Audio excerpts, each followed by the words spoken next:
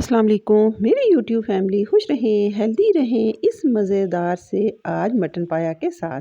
Friends, आज हम बनाने जा रहे हैं मज़ेदार से मटन पाया, जो ना सिर्फ आप डिनर में भी इंजॉय करेंगे बल्कि इससे अगर सहरी को में आप ये नान के साथ खाएंगे तो क्या ही मज़ा आएगा। चलिए स्टार्ट करते हैं। बिस्मिल्लाहिर्रहमानिर्रहीम। फ्रेंड्स, 4 अदद मैंने मटन पाया ले लिए। इनको बहुत टाइम लगाकर मैंने साफ़ सुथरा अच्छी तरह धो लिया ताकि किसी भी तरह का इसमें कोई शक ना रहे। अब इनको क्या करेंगे, एक हम बड़े से बर्तन में खुला पानी डालकर इनको एक साइड पे थोड़ी सी अदरक और थोड़ी सी साबुत काली मिर्च डालकर एक साइड पे उबलने के लिए रख देंगे।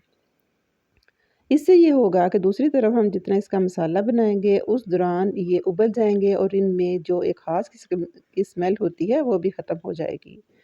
अदरक और काली मिर्च डालने का यही फ़ायदा है, इसमें किसी किस्म की कोई स्मेल वगैरह नहीं रहेगी। दूसरी तरफ हम करेंगे कुकर का यूज़, क्योंकि इनको सहरी इफ्तारी तक बनाना कुकर में ही पॉसिबल होगा। इसमें थोड़ा सा हम लेंगे कुकिंग ऑयल और एक मीडियम प्याज को डालकर हम इसको हल्का ब्राउन कर लेंगे। इसमें आपको कोई ऐसा ज़्यादा सा अदरक, लहसुन या कोई ऐसा टमाटर वगैरह दूसरे स्पाइसेस डालने की बिल्कुल ज़रूरत नहीं है। ये यकीन करें, पाए बनाने की बिल्कुल ऑथेंटिक रेसिपी है, जो कि मैंने एक किसी शेफ़ से ये सीखी हुई है। ये देखें, दूसरी तरफ से हमारा ये जो हमने पाए उबलने रखे थे, इनमें बॉयल आना शुरू हो गया है। इस स्टेज पर आप इनकी जो ऊपर अगर जाग आए गंदी, वो उतारते जाएँ। इसलिए मैंने इनको बड़ी तसल्ली से धो लिया था पहले।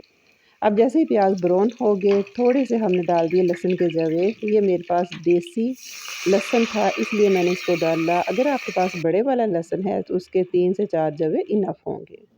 अब हम ये जो हमने प्याज ब्राउन किए हैं, लहसुन डाला है, थोड़ा सा पानी डालकर इसको हम पकने रख देंगे। इतना पकाएंगे कि ये प्याज और लहसुन हमारा घुल जाए। ये चूँकि थोड़ा सा पुराना लहसुन था, इसलिए ये थोड़ा सा मिक्स होने में टाइम लेगा। अब इसमें हम बेसिक अपनी सीजनिंग डालेंगे, जिनमें 1 बड़ा चम्मच होगा नमक, 1 चम्मच सुरख मिर्च, 1 चम्मच हमने डाला हुआ पिसा हुआ सूखा धनिया और क्वार्टर टी-स्पून हमने डाल दिया इसमें हल्दी का। मसाले को हम अच्छी तरह भून लेंगे। जितना मसाला भुना होगा उतना ही हमारी जो पायों का कलर और उसके ऊपर जो तरी आएगी वो बड़ी अच्छी होगी। 7 चम्मच के साथ आप सारे मसाले को अच्छी तरह पीसते जाएं।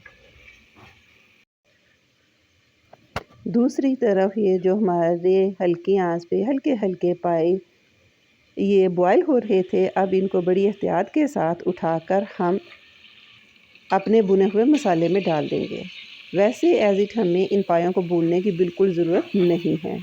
मैंने सिर्फ इसलिए इनको डाला है कि ये जो सफ़ेद पाए हैं, आपको पता है कि जो मटन पाया होता है वो छोटा और उसका कलर बड़ा सफ़ेद होता है। जस्ट इसलिए थोड़ा सा भूनना है कि इसके ऊपर मिर्च और हल्दी का कलर आ जाए। अब बहुत एहतियात के साथ उठाकर ये जो पायों की जितनी यखनी है हम इसमें डाल देंगे। इससे ये होगा, एक तो फ़ौरी तौर पे पायों का पकने का अमल शुरू हो जाएगा और दूसरा ये इसके लिए इनफ होगी। अगर आप समझते हैं कि ये पानी कम है तो आप थोड़ा सा पानी बीच में गर्म पानी बीच में थोड़ा सा और डाल लें। मैंने थोड़ा सा पानी इसमें और ऐड किया है क्योंकि ये मुझे कम लग रहा था। अब हम तेज़ आंच पर कुकर को बंद करके रख देंगे।